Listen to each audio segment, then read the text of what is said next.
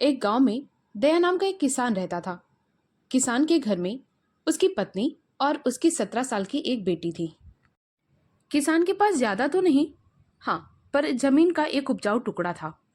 अब दया उसमें बेतोड़ मेहनत करता था। दिन देखता न रात, बस मेहनत करता रहता।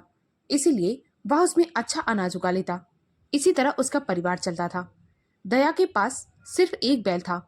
जब उसे खेत की जुताई करनी होती तो वो हर साल अपने गांव के जमींदार बद्री से उसका बैल ले आता और अपने खेत में जुताई करता। बदले में वह बद्री को 1/3 अनाज देता। अब बद्री था तो गांव का जमींदार, परंतु एक नंबर का लालची था, बेईमान भी था। वो यही सोचता रहता कि कैसे दया से उसकी उपजाऊ जमीन का टुकड़ा लिया जाए। इसीलिए एक बार बद्री ने योजना बनाई।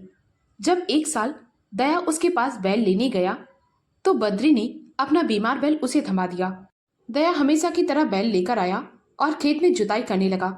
उसने अभी थोड़ा ही खेत जोता था कि अचानक से बद्री का बैल जमीन पर गिर पड़ा और वह मर गया। दया बैल को बहुत उठाने की कोशिश करने लगा, परंतु वह ना उठा। दया समझ गया कि यह मर चुका है। अब वह बहुत परेशान था। मन ही मन सोच रहा था कि वह बद्री को क्या जवाब देगा। कैसे तैसे उसने अपने मन को संभाला और जाकर बद्री से कहने लगा, जब मैं खेत में जुताई कर रहा था तो ना जाने तुम्हारा बैल अचानक से कैसे गिर गया और वह मर गया। मैं मानता हूँ कि तुम्हारा बहुत बड़ा नुकसान हुआ है, इसीलिए मैं तुम्हें अपना बैल देने को तैयार हूँ।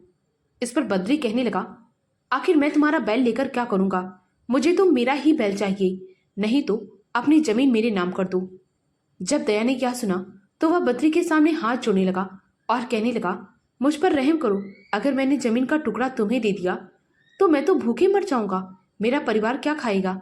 इस पर बद्री कहने लगा, मुझे कुछ नहीं पता।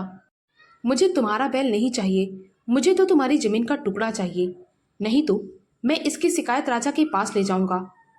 दया कहने लगा, हुजूर, अगर आप यही करना चाहते हैं तो मैं इसके लिए भी तैयार हूँ, परंतु मैं अपनी जमीन का टुकड़ा आपको नहीं दे सकता। बेचारा दया वहां से मायूस होकर अपने घर लौट आया। उस रात उसने घर में खाना नहीं खाया और पूरी रात उसकी आंखों में नींद भी नहीं आई। अगले ही दिन बद्री राजा के दरबार में पहुंच जाता है और 2 दिन बाद राजा राज दरबार में दोनों को हाजिर होने के लिए कहता है। राजा के आदेश अनुसार दोनों राजा के सामने खड़े हुए थे।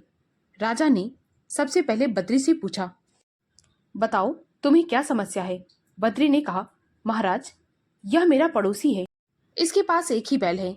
यह हर साल मुझसे मेरा एक बैल लेकर जाता और अपना खेत जोतता। मैं इस पर दया खाकर अपना बैल दे देता। अब इस साल जब यह मेरा बैल लेकर गया तो इसने मुझे वापस ही नहीं किया और कहता है कि वह मर गया है। अब मैं बदले में इससे इसकी जमीन मांग रहा हूँ तो यह वह भी नहीं दे रहा और ना ही मेरा बैल दे रहा है।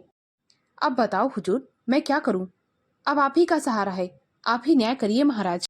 अब राजा ने दया की तरफ देखा। वह कहने लगे, दया, क्या तुमने इसका बैल लिया है? और अगर लिया भी है तो वापस क्यों नहीं किया? इस पर दया राजा के सामने हाथ जोड़कर कहने लगा, महाराज, मैं हर साल इनसे इनका बैल लेकर जाता हूँ और बदले में मैं इन्हें 1/3 अनाज भी देता हूँ। इस बार जब मैं इनका बैल जोतने के लिए लेकर गया तो अचानक से वह मर गया। अब मैं इनसे कह रहा हूँ, मेरा बैल और आधी फसल ले लो, परंतु यह लेने को तैयार नहीं है। यह मुझसे मेरी जमीन का टुकड़ा मांग रहे हैं। अगर मैंने इन्हें अपनी जमीन दे दी तो मैं क्या करूंगा? मेरा परिवार तो भूखों मर जाएगा महाराज। अब आप ही इसका न्याय करिए महाराज। मुझे आपके न्याय पर पूरा भरोसा है, आप मेरे साथ गलत नहीं होने देंगे। राजा ने जब दोनों की बात सुनी तो वह अपने मन में सोचने लगी, उचित न्याय जरूर होना चाहिए, किसी के साथ भी अन्याय नहीं होना चाहिए। वह मन ही मन समझ रहे थे कि बद्री दया की जमीन को हड़पना चाहता है, पर उसका बैल भी मरा है, इसीलिए नुकसान उसका भी हुआ है। अब अगर किसान उसे अपनी जमीन दे देता है तो उसका परिवार तो भूखों मर जाएगा। अगर बद्री का एक बैल नहीं रहेगा तो उसका ज्यादा कुछ नहीं बिगड़ेगा। राजा मन में यही विचार कर रहा था। राजा ने दोनों से कहा, देखो, मैं जो भी फैसला करूंगा उसमें एक का नुकसान और एक का फायदा होगा। मैं तुम दोनों से कुछ प्रश्न करता हूँ।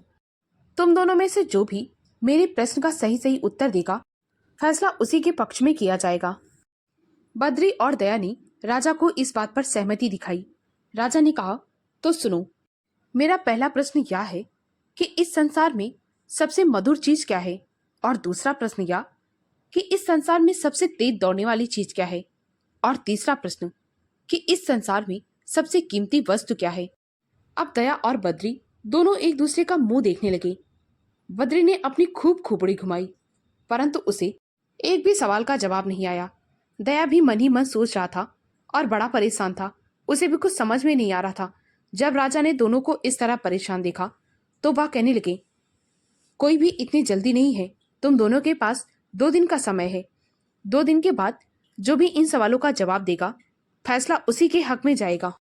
दया और बद्री चुपचाप अपने अपने घर चले आए। दया बहुत परेशान था, वह चुपचाप लेटा हुआ था। तभी उसकी बेटी ने उसे इस तरह परेशान देखा तो वह कहने लगी, पिताजी आप इतना परेशान क्यों हैं? दया ने सारी बात अपनी बेटी को बताई। वह कहने लगी, पिताजी मुझे भी बताइए कि राजा ने आपसे 3 सवाल कौन से पूछे हैं। दया ने तीनों सवाल अपनी बेटी को बताए। जैसे ही दया की बेटी ने वो तीनों सवाल सुने, वह हंसने लगी और कहने लगी, पिताजी बस इतनी सी बात है, इनके जवाब तो मुझे भी पता है। सबसे पहले आप मुंह हाथ धो लो, मैं आपके लिए खाना लेकर आती हूँ। खाना खाने के बाद मैं आपको इन सवालों के जवाब जरूर बताऊंगी। दया ने जब यह सुना तो उसके चेहरे पर एक अजीब सी मुस्कान आई। उसने जल्दी से हाथ मुंह धुला और खाना खाने बैठ गया। जब वह खाना खा चुका तो उसकी बेटी ने कान में तीनों सवालों के जवाब बता दिए। 2 दिन के बाद जब राजा के दरबार में फिर से दोनों राजा के सामने प्रस्तुत हुए तो दया तो उस समय चुपचाप खड़ा हुआ था। बद्र चहकते हुए बोला, महाराज मुझे आपके तीनों सवालों के जवाब मिल गए हैं। राजा ने कहा, तो बताओ।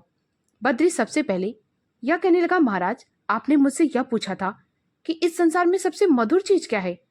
उसने अपने नौकर से मधु लाने के लिए कहा। नौकर कटोरे में मधु भरकर लाया। वह राजा से कहने लगा, महाराज यह लीजिए शहद, इस संसार में सबसे मीठा यह शहद है। और महाराज आपका दूसरा प्रश्न यह था कि इस संसार में सबसे तेज दौड़ने वाली चीज क्या है। तो महाराज मैं अपने घोड़े को राज दरबार में पेश करना चाहता हूँ। उसके घोड़े को राज दरबार में प्रस्तुत किया गया। वह कहने लगा, महाराज इस संसार में सबसे तेज मेरा घोड़ा यह चेतक दौड़ता है। अगर आपको यकीन न हो तो आप आजमा कर देख लो। अब महाराज आपका तीसरा प्रश्न यह था कि इस संसार में सबसे कीमती चीज क्या है। इतना कहकर बद्री ने अपनी जेब से सोने की मोहरे भरी पोटली निकाली और कहने लगा, महाराज इस संसार में सबसे कीमती ये सोने की मोहरे हैं। इनसे आप जो खरीदना चाहते वो खरीद सकते हैं। महाराज मैं आशा करता हूँ कि आपको आपके तीनों सवालों का जवाब मिल गया होगा। अब जल्दी से फैसला मेरे हक में सुना दीजिए। इतना कहकर बद्री ने तीनों चीजें राजा की ओर बढ़ा दी और कहने लगा, महाराज ये तीनों चीजें आपके लिए हैं, कृपा करके आप इन्हें स्वीकार करें। यह सुनकर राजा को गुस्सा आ गया। उन्होंने कड़कते हुए कहा, बद्री क्या तुम मुझे रिश्वत देना चाहते हो? तुम्हारी इतनी हिम्मत कि तुम राज दरबार में खड़े होकर एक राजा को रिश्वत दे रहे हो। बद्री ने हाथ जोड़े और कहने लगा, महाराज मेरा ऐसा कोई इरादा नहीं था, कृपा करके मुझे क्षमा करें। इसके बाद राजा ने दया से कहा, दया अब तुम बताओ कि मेरे सवालों के जवाब क्या हैं। इस पर दया ने हाथ जोड़कर राजा से कहा, महाराज आपका पहला प्रश्न यह था कि इस संसार में सबसे मधुर चीज क्या है। तो महाराज इस संसार में सबसे मधुर चीज इंसान की जिह्वा है। उसके वचन और उसके बोल होते हैं। हमारी जीभ की मिठास परायों को भी अपना बना देती है। उसके बाद महाराज आपका दूसरा प्रश्न यह था कि इस संसार में सबसे तेज कौन सी चीज दौड़ती है। तो महाराज इस संसार में सबसे तेज दौड़ने वाली चीज है मन। वह एक क्षण में क्या से क्या सोच लेता है और कहां से कहां पहुंच जाता है। और महाराज अब आपका तीसरा और अंतिम प्रश्न यह था कि इस संसार में सबसे कीमती वस्तु क्या है। तो महाराज इस संसार में सबसे कीमती चीज होती है मनुष्य का चरित्र। अगर वह चरित्रवान होता है तो उसके पास संसार की सबसे बड़ी दौलत होती है, और अगर कोई भी चरित्र विहीन है तो उसके पास चाहे कितना भी धन हो परंतु वह निर्धन के समान ही होता है। महाराज यह थे आपके तीनों सवालों के जवाब। अब कृपा करके आप मुझे बताएं कि क्या आप इन जवाबों से संतुष्ट हैं कि नहीं। राजा अपने सिंहासन से उठा और तालियां बजाते हुए कहने लगा, अद्भुत दया अद्भुत, तुमने तीनों सवालों के जवाब बहुत बेहतरीन दिए हैं। परंतु मुझे यह बताओ कि अगर तुम्हें सवालों के जवाब पता थे तो तुमने 2 दिन पहले यह सवाल के जवाब क्यों नहीं दिए थे। दया ने कहा, महाराज मैं सच कहूं तो इन सवालों के जवाब मुझे नहीं पता थे। यह तो मेरी बेटी ने मुझे बताए हैं, वह बहुत समझदार है। राजा मन ही मन सोचने लगा, इतनी समझदार लड़की, वो भी एक गरीब किसान की बेटी, उसे तो राज दरबार में होना चाहिए। राजा मनी मन सोच रहा था कि मुझे किसान की बेटी का एक बार और परीक्षा लेनी चाहिए। उसने दया से कहा, दया, मैं फैसला तुम्हारे हक में देता हूँ। तुम्हें बद्री को कुछ भी देने की जरूरत नहीं है। उसके पास तो पहले से सब कुछ है। अगर उसका एक बैल मर गया, उसके पास इतनी जमीन जायदाद है कि वह उस जैसे 10-20 और बैल खरीद ली। और दया, अगर तुमने बद्री को अपना खेत दे दिया तो तुम्हारा परिवार भूखे मर जाएगा। इसीलिए तुम्हें कुछ भी देने की जरूरत नहीं है। राजा ने बद्री से कहा, तुम जो तीनों चीजें मेरे लिए लाए थे, अब तुम अपने हाथों से उन्हें दया को दोगे। बद्री ना चाहते हुए भी वो तीनों चीजें उठाकर दया को दे दिया। उसके बाद राजा ने दया से कहा, दया, हम तुम्हारी बेटी से बहुत प्रसन्न हैं। हम उससे मिलना चाहते हैं, इसीलिए कल तुम उसे राज दरबार में भेजना। परंतु मेरी एक शर्त है। दया ने कहा, वह क्या है महाराज? राजा ने कहा, कल जब तुम्हारी बेटी मुझसे मिलने आए तो वह मेरे लिए उपहार लेकर भी आए और ना लेकर आए। यह सुनकर दया का सिर चकराया, परंतु वह चुपचाप घर लौट गया। फिर से बड़ा उदास था। दया की बेटी ने कहा, पिताजी, क्या राजा को आपके सवालों का जवाब सही नहीं लगा? इस पर दया ने कहा, नहीं नहीं बेटी, वह तो सवालों के जवाब से बहुत प्रसन्न हुई और मुझे इनाम भी दिया। परंतु दुविधा की बात तो यह है कि उन्होंने कल तुम्हें राज दरबार में बुलाया है। वह तुमसे मिलना चाहते हैं। तो उसकी बेटी कहने लगी, पिताजी, इसमें इतना परेशान होने वाली क्या बात है? कल मैं राजा से मिलकर आ जाऊंगी। इस पर दया ने कहा, बेटी, उन्होंने एक शर्त रखी है कि तुम उनके पास जाओ तो उनके लिए उपहार लेकर भी जाओ और ना भी लेकर जाओ। अब यह कैसे संभव हो सकता है? इसी वजह से मैं बहुत परेशान हूँ। दया की बेटी कहने लगी, पिताजी, आप परेशान न होइए, बस जाकर मेरे लिए एक चिड़िया ले आइए। दया बाजार गया और वहां से एक चिड़िया ले आया। चिड़िया को पिंजरे में रखकर दया की बेटी अगले दिन राज दरबार में पहुंच गई। राजा ने जैसे ही उसे देखा, वह एकटक उसे देखता ही रहा। जब उसने प्रणाम किया तो राजा एकदम झिझक गया। राजा ने इतनी सुंदर लड़की कभी नहीं देखी थी। उसने राजा से कहा, महाराज, आपने मुझे बुलाया था और आपने मुझसे यह कहा था कि मैं आपके लिए उपहार लेकर भी आऊं और ना लेकर आऊं। तो लीजिए महाराज। उसने जैसे ही चिड़िया को पिंजरे से निकाला और राजा की तरफ बढ़ाया। जैसे ही राजा चिड़िया को पकड़ने जा रहा था, उसने अपना हाथ छोड़ दिया। चिड़िया फुर से आसमान में उड़ गई। दया की बेटी राजा से कहने लगी, महाराज, तो देख लीजिए, मैंने आपको उपहार दे भी दिया और नहीं भी दिया। यह सुनते ही राजा खिलखिलाकर हंसने लगे और कहने लगे, तुम्हारी जगह उस गरीब की कुटिया में नहीं बल्कि राजमहल में है। मैं तुमसे विवाह करना चाहता हूँ। इसमें कोई तुम्हें ऐतराज तो नहीं है?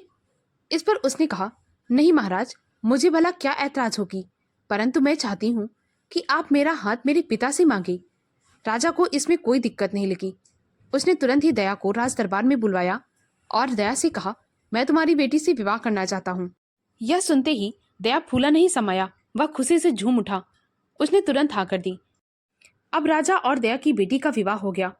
वह खुशी खुशी राजमहल में राज करने लगी। दोस्तों, अगर यह कहानी आपको अच्छी लगी हो तो प्लीज़ मेरे वीडियो को लाइक और शेयर करें।